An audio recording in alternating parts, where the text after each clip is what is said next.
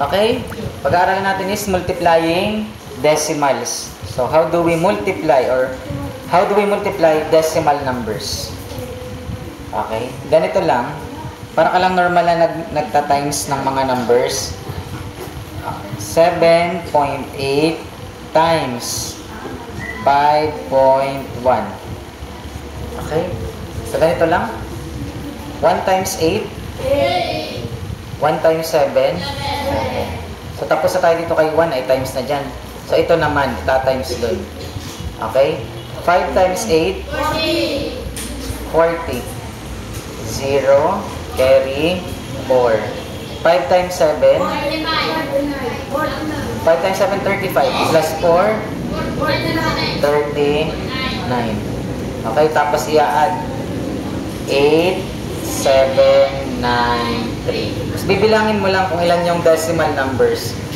1, 2. Kung ilang digits yung nasa kanan ng decimal, ilan? 2. Tapos ilalagay mo lang yung dito. Mula dito, 1, 2. So, ang decimal point ay nandyan dapat. Any question? Okay, ganun lang. So, another example. Kaso yung mga example na lang dito, mayroong positive and negative. Wala namang problema. Kapag negative times negative, positive lang naman. Kasi magka-parehas. Yun lang yung rules. Positive times positive, positive kasi magka-parehas. Positive times negative, ang sagot ay negative kasi magkaiba. Negative times positive, ang sagot ay negative kasi magkaiba.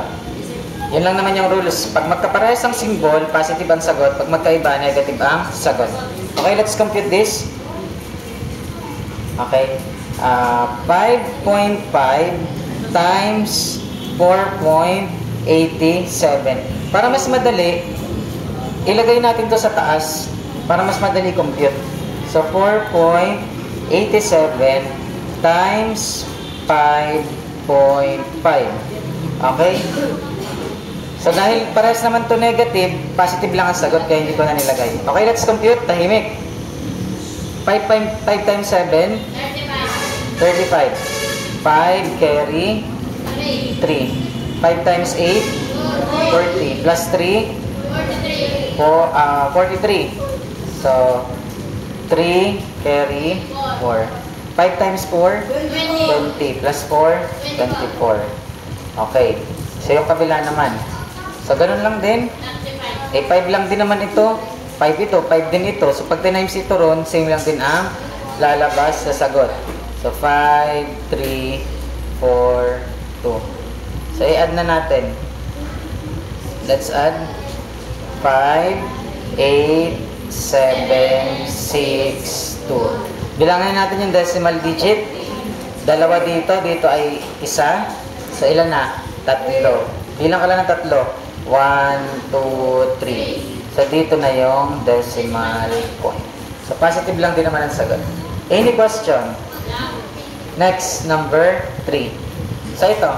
Isang positive, isang negative. Ang sagot ay negative. So, yun lang nadagdag. At yun lang ang nakalagay na example. So, i-multiply lang natin. 0.2 times 1.6. Para mas madali, ito na ang lalagay ko sa taas. Okay? 1.6 times 0.2. Para mas maganda tingnan. Naintindihan? Okay. 2 times 6, carry 1. Next, 2 times 1. 2. Plus 1, 3. Okay? Sa 0 naman, 0 times 6, 0. 0 times 1, 0. Puro 0 na. Okay? So, i-add natin. 2, 3. So, ilan ang decimal? 1, 2. Lagyan mo lang ng 1, 2 na decimal. So, andito na yung point. Lagyan mo dito na 0. Dahil ito ay negative, yung isa, ito ay negative. Alam niyo ng negative. Ito. Negative yan. So, ang magiging sagot ay negative. Negative 0.32. Any question? Naturo ko naman ng positive negative? Hindi pa? Okay, so yan lang yan. Positive negative. Last example. 1.7 times negative 3.1. Ganun lang uli, isang positive, isang negative, ang sagot lang ay negative. So, i-compute na natin. 3.1 times 1.7. Binabaliktad ko lang para mas maganda kasi mas malaki yung nasa taas. So, 7 times 1, 7. 7 times 3, 21. 1 times 1, 1 times 3, 3. So, let's add 7 to 5. Bilangin ng decimal digit, dalawa. So, lagyan mo lang ng dalawa, 1, 2. Okay? So, ang decimal point ay naandun. Yan, nandito. Okay? Yan, naandyan. So, dahil negative dapat ang sagot, so negative 5.27. Kasi ito ay negative. Naintindihan? May tanong? Okay, para sa nanonood sa YouTube, sagutan itong iba.